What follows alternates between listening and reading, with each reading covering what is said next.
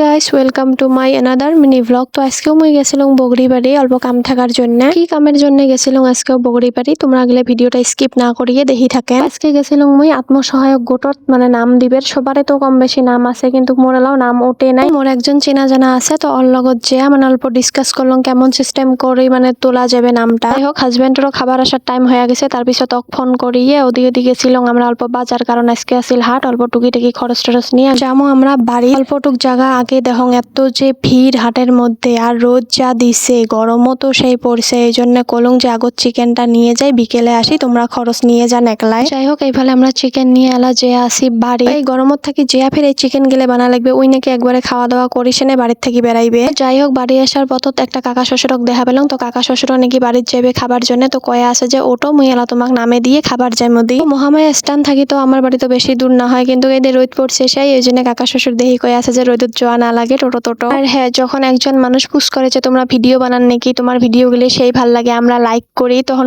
সেই ভাল লাগে। ওর মনে হয় তোমাগুলো সাপোর্টের জন্য আজকে কম বেশি মানুষ মুখ চেনা পায়।